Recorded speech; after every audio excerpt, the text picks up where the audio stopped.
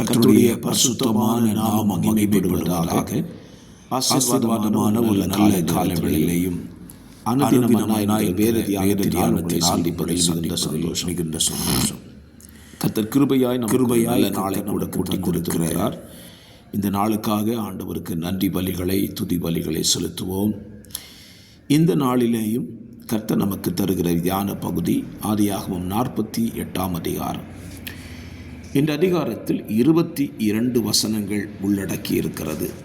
இந்த அதிகாரத்தின் சுருக்கம், யாக்கோபு தன்னுடைய மரண நாட்கள் சமீபித்து வருகிறதை அறிந்த பொழுது தன் மகனாகியிருந்த யோசேப்பை அழைத்து அவனையும் அவனுடைய 2 பிள்ளைகளையும் ஆசீர்வதிப்பதையும் அவனுக்கு தேவனுடைய வார்த்தைகளை சொல்வதை குறித்தும் இந்த அதிகாரத்தில் நீங்கள் வாசிக்க முடியும். வயதான காலங்கள் ஆனாலே தன்னுடைய தலைமுறைகளை ஆசீர்வதிக்கிற அனுபவங்கள் இன்றைக்கு இருக்கிறதான முற்பிதாக்களுக்கு தேவை என்பதை யாக்கோபு சொல்லி வைத்து போயிருக்கிறான். அநேகருடைய வாழ்க்கையில் அந்திய நாட்களில் பிள்ளைகளை ஆசீர்வதிக்கிறதை அநேகர் தவற விட்டு விடுகிறார்கள். நான் சொல்லுவேன், நிச்சயமாகவே பிள்ளைகளை நீங்கள் உங்களுடைய வயதான காலங்களிலே வாழ்த்தி ஆசீர்வதியுங்கள். உங்களுடைய ஆசீர்வாதங்கள் உங்கள் பிள்ளைகள் மேலே தங்கி இருக்கும் என்பதில் சந்தேகமே இல்லை. இந்த காலையிலே நம்முடைய தியானத்திற்காக ஒரு வசனத்தை வாசிக்க விரும்புகிறேன். 21வது வசனம். பின்பு இஸ்ரவேல் யோசேப்பை நோக்கி, இதோ நான் மரணம் அடையப் போகிறேன். தேவன் உங்களோடு இருப்பார்.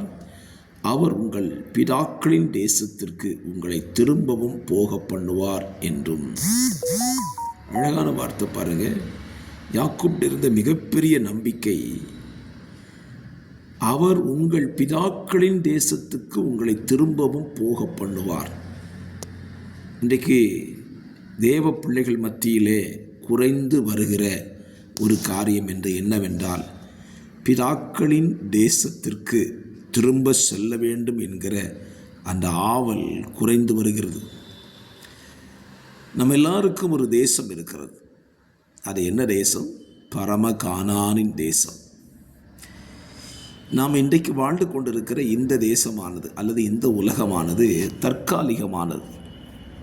யாக்கோபினுடைய விஷயத்தை வைத்து நீங்கள் சொல்வீர்களானால், பஞ்சம் பிழைப்பதற்கு வந்த தேசம்தான் எகிப்து தேசம். நாம் வாழும்படி கொடுக்கப்பட்ட தேசம்தான் இந்த உலகம். ஆகவே யாக்கோபினுடைய பாஷையின்படியே சொல்கிறேன், இது நம்முடைய நிரந்தர தேசம் அல்ல. நாம் போய் சேர வேண்டிய ஒரு தேசம் இருக்கிறது. அந்த தேசத்திற்கு தேவன் உங்களை திரும்பவும் கொண்டு போக பண்ணுகிறவராய் இருக்கிறார். இந்த எதிர்பார்ப்பு இன்றைக்கு கிறிஸ்தவர்கள் மத்தியில் எவ்வளவாய் குறைந்து போனது தெரியுமா? இந்த உலகம்தான் தங்களுக்கு முழுமையான சாஸ்வத நாடு என்று சொல்லி உலகத்தை எப்படி பற்றி கொள்ளலாம், உலகத்தை எப்படி அனுபவிக்கலாம், உலகத்தில் எதையெல்லாம் சாதிக்கலாம் என்றுதான் அதன் மேல் கவனம் வைத்து ஓடுகிறார்களே தவிர, ஆண்டவருடைய ராஜ்யத்தை குறித்து அல்லது பரலோக ராஜ்யத்தை குறித்து சிந்திக்கிற அனுபவங்கள் மிக மிக குறைந்து போனது. ஆகவே இந்த காலவெளியில் நான் சொல்லுகிறேன், வார்த்தையை கேட்கிற உங்களுக்குள்ளே யாக்கோபுக்குள் இருந்த அந்த தரிசனம், அந்த வாஞ்சை, அந்த ஆவல் உங்களுக்குள்ளும் இருக்கட்டும் என்று நான் சொல்லுகிறேன்.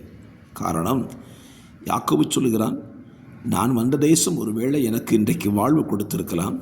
ஆனால் என்னுடைய ஆசையெல்லாம் பிதாக்களின் தேசத்திற்கு செல்ல வேண்டும். என்னுடைய ஆசையை பார்த்தீங்களா? ஸ்தோத்திரம். ஆகவே என்னுடைய வார்த்தையை கேட்கிற கர்த்தருடைய பிள்ளைகளே, நீங்கள் இந்த உலகத்தில் வாழும்படி கர்த்தர் நல்ல வசதியான வாழ்க்கைகளை எல்லாம் கொடுத்திருக்கலாம். அதை சாஸ்வதமாக எண்ணி விடாதிருங்கள்.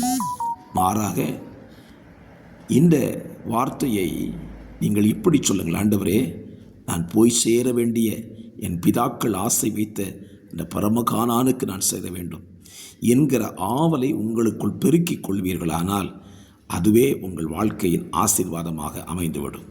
ஜெபிக்கலாம். பரிசுத்தமுள்ள பிதாவே, இந்த நல்ல காலவெளியில் வார்த்தையை கேட்கிற பிள்ளைகளுக்காய் ஜெபிக்கிறேன். அவர்களின் பரமதேசத்தை குறித்ததான ஆசையும் வாஞ்சையும் பெருக கர்த்தர் கிருபை தாங்க. இந்த பிள்ளைகளை மனதார வாழ்த்துகிறேன். ஆசீர்வதித்து இந்த நாளை நடத்தும். இயேசுவின் நாமத்தில் பிதாவே, ஆமென்.